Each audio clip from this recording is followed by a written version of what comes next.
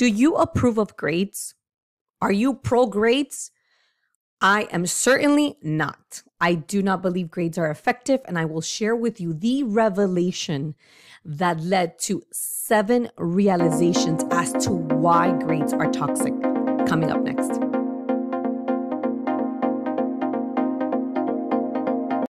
Hey guys, my name is Maritza with the Homeschooling Mindset. I'm so happy to be here, and I want to get right to it. Why are grades toxic? I want to begin with a short story. My son did not like reading when he was in school.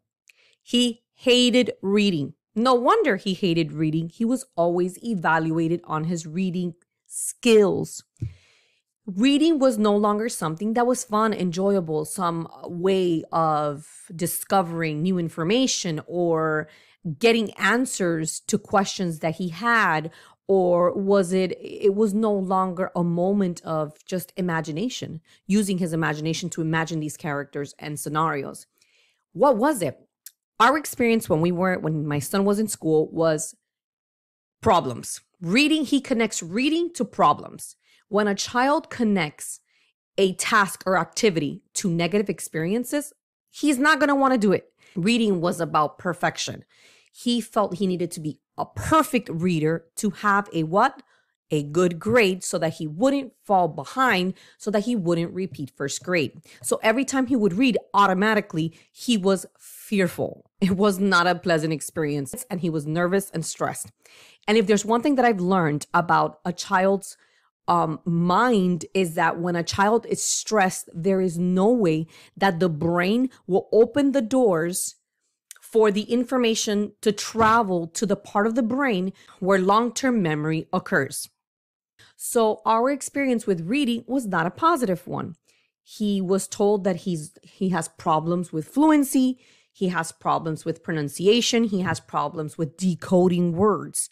So when we transitioned into homeschool, I felt like, wow, my responsibility is to shift this activity, this reading activity, into something pleasurable and fun.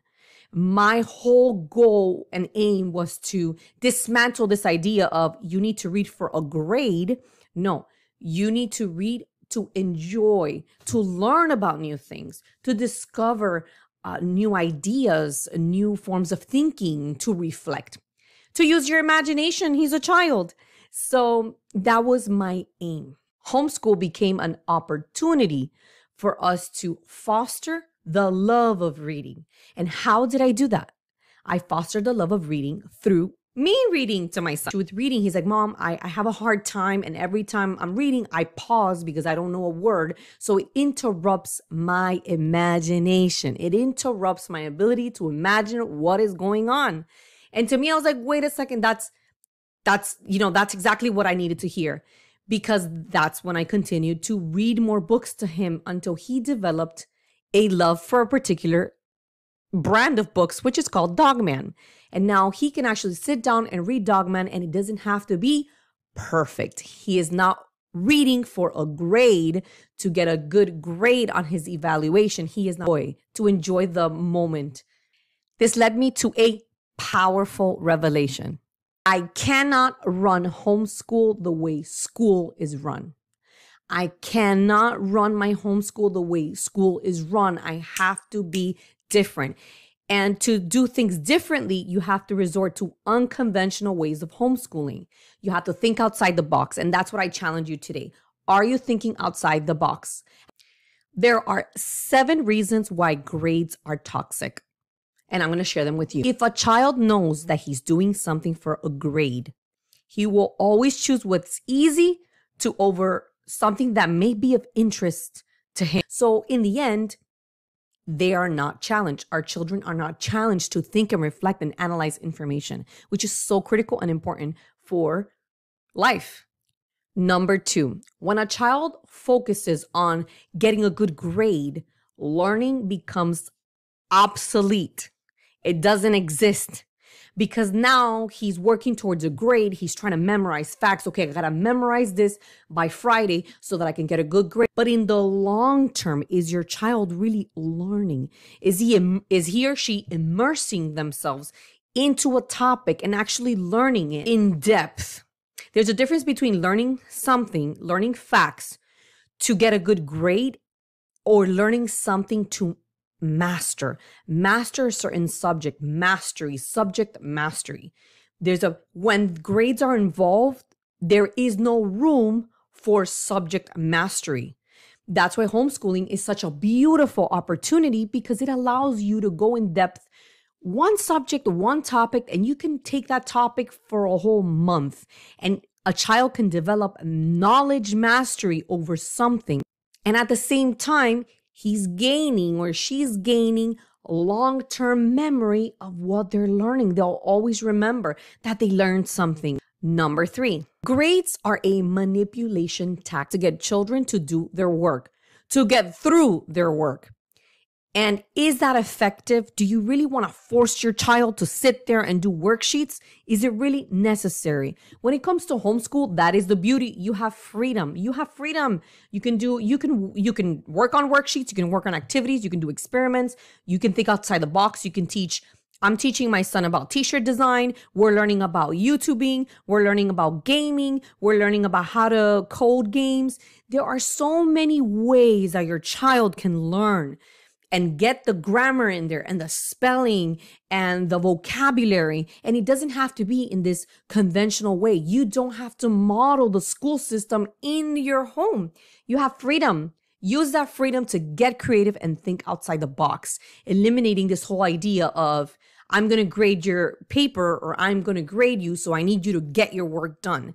It's very coercive. It's a coercive way of educating your child. And that is part of what the compulsory school system does. And we want to move away from that as homeschool parents. Number 4, when a child works toward grades, it's basically they're just memorizing. They're working to memorize information. And sometimes it becomes information overload. And it's memorization, facts, memorizations, grade. It's based on a system of results, achievement, that there is no room for a child to connect what they're learning to the real world. Something that I have learned, it's a powerful realization that when a child cannot make the connection between the material they're learning and the real world that they live in, they feel that it's pointless, it's useless, so they don't want to go through the worksheets. They don't want to go through the work. It happened to me with my son. When I began to connect the dots and he understood that the fundamentals to live in this society is you need to know how to write, you need to know how to read, and you need to know arithmetic. You need to be able to count. Every time we go to do groceries, I'm constantly telling him, I'm constantly asking questions. How much is this? How much are the tomatoes? Go get me 6 tomatoes. Go get me 7 tomatoes. How much did we pay? Read the receipt.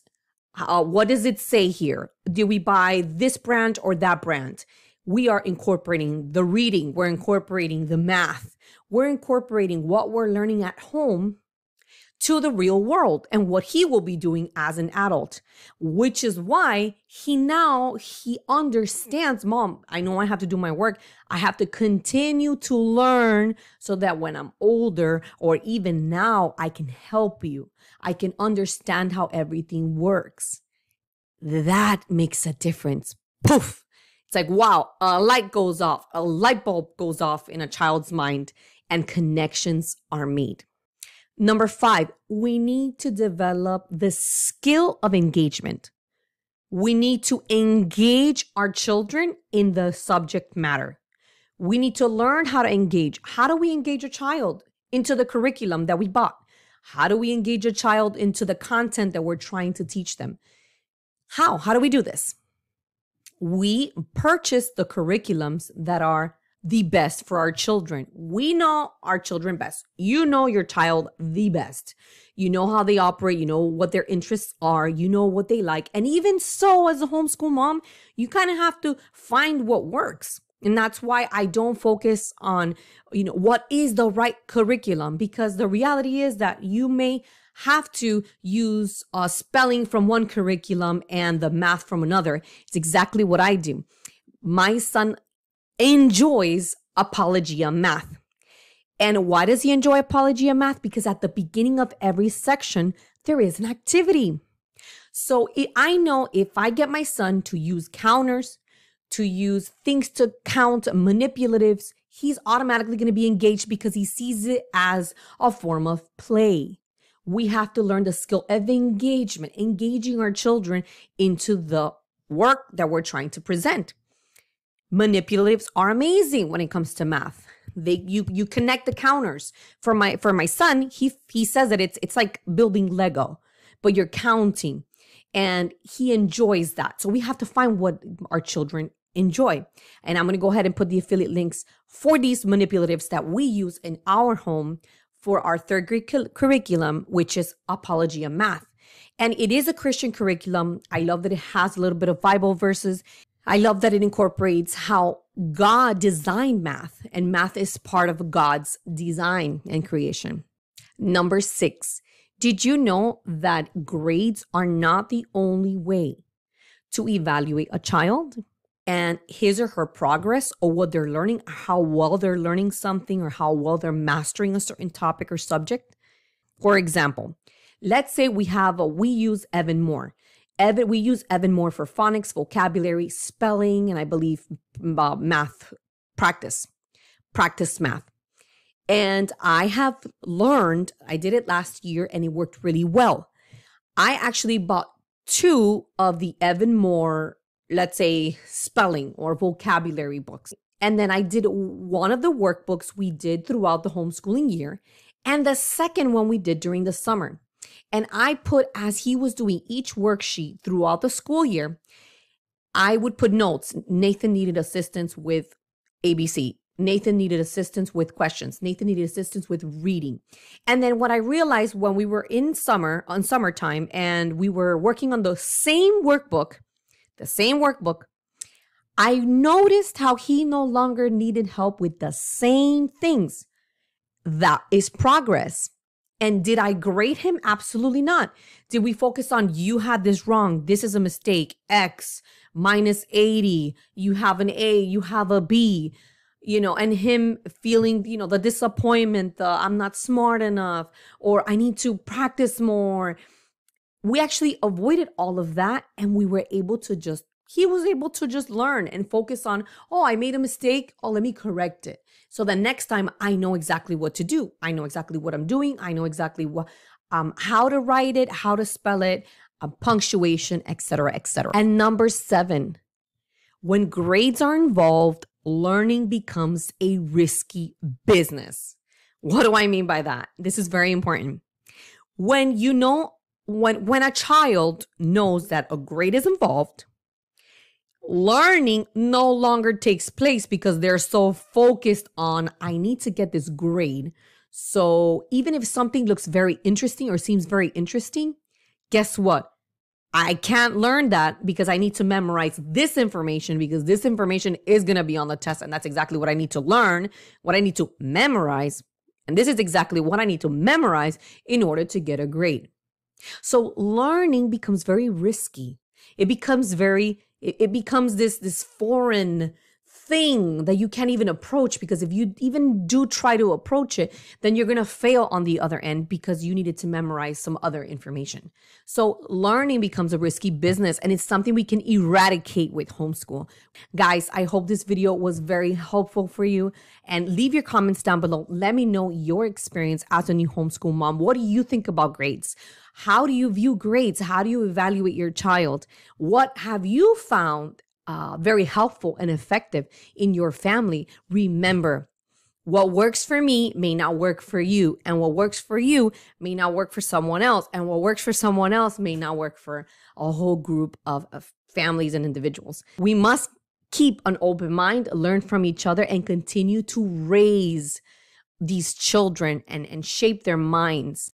We are legacy builders. Let's continue to build beautiful families and cultivate beautiful learning environments for our children that are risk-free, that are completely engaging, that they can enjoy. Thank you so much for tuning in. God bless you. See you soon.